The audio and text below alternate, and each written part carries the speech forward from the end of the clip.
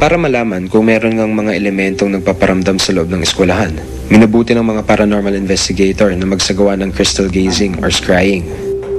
Sa pamamagitan ng salamin, maaari raw malaman kung sino o ano ang mga kakaibang nakikita sa gusaling ito. There's a man, an older man there. He seems to be trying to get attention. Ayon kay Rob, ang aninong lumabas sa litrato ay isang kaluluwa ng matandang lalaki na nagkikimkim daw ng matinding pagsisisi. Prayers be said in this room that this picture was taken. Pero ang batang nakuhanan sa video, hindi raw multo. There's a happy little girl. She's not dead though. That's just a happy little girl who was there by coincidence. I don't think there's anything supernatural about her. Humihingi raw ng tulong ang mga kaluluwang ligaw kaya sila nagpapakita at nagpaparamdam. Sunog ng paa ng... He was somebody who wasn't supposed to be there. He was hiding there, sleeping there. I don't know what he was doing. Then something horrible happened. He was trapped. And he doesn't know he's dead. He thinks he's still alive. That's why he's asking for help. Natatakot siya because of the pain he feels. He's still in pain. Sa pamamagitan ng remote viewing o ang kakayahang makita ang mga bagay na nasa malayong lugar sa pamamagitan ng extrasensory perception or ESP, nalaman ni Alex kung sino ang anino sa litrato. Earthbound siya, basically. Kung hinahanap mo message, ang sinasagot niya, ang tinatanong niya, nasa ng pamilya niya. Mukhang namatay siya mag-isa, matanda nga, pero kung namatay siya mag-isa, hinahanap ang pamilya. Na-aksidente yata siya, kaya siya nadala dun sa ospital. Very significant, parang may minimimic siyang sound 78.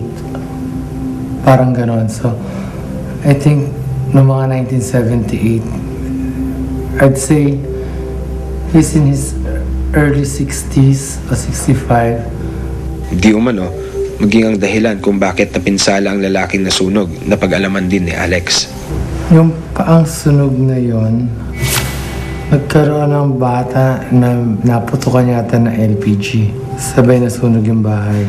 Kaya andun pa yon. Pero kung ako hindi nagkakamali, nabuhay siya ng ilang araw bago siya namatay eh. Trap spirits ang sila. Some are still in desperation. Gusto na nila umalis kasi hindi makaalis. Some they opted to remain. If I would have any say or recommendation, ang sasabihin ko sa school administrator na to, is to put a religious artifact inside the classroom.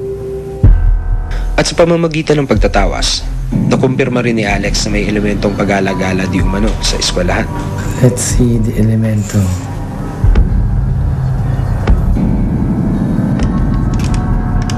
Ang nabuong imahe raw ay mukha ng matandang lalaki na mahaba ang buhok. Kaya naman ipinasuri namin sa isang graphics and visual effects artist ang litrato at video na nakunan ng mga estudyante at ng bantay.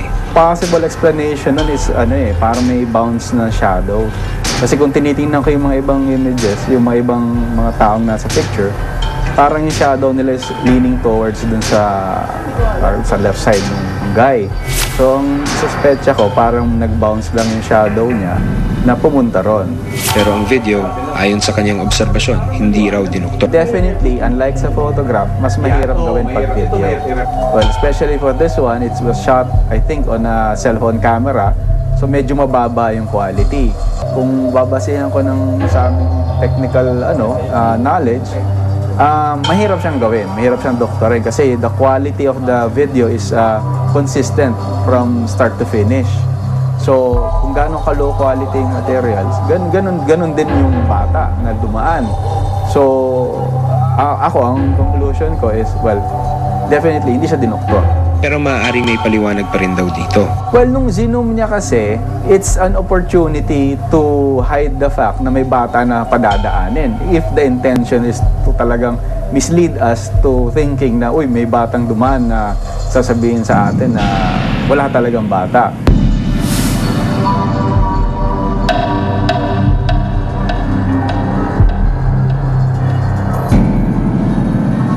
Marami na tayong naririnig na kwentong kababalaghan tungkol sa mga eskwelahan, gaya na lang sa kaso ng isang medical school dito sa Maynila. May mga ipinakitang pruweba na nagpapatunay sa mga kwento. Sapat na nga ba ito para tayo ay maniwala? Pero kung panalangin lang ang hinihingi ng mga kaluluwang ligaw, hindi naman siguro ito mahirap gawin. Kung kapalit naman nito ay ang kanilang kalayaan. May mga bagay at pangyayari na sadyang hindi may paliwanag. Dito na sila namatay. Dito na rin sila magmumulto. Buksan ang mga mata.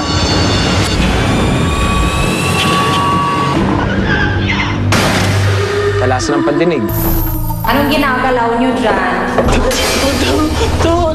Ako, kinikilabutan talaga. Ayoko dito. Dahil ang mundo ay nababalot ng misteryo.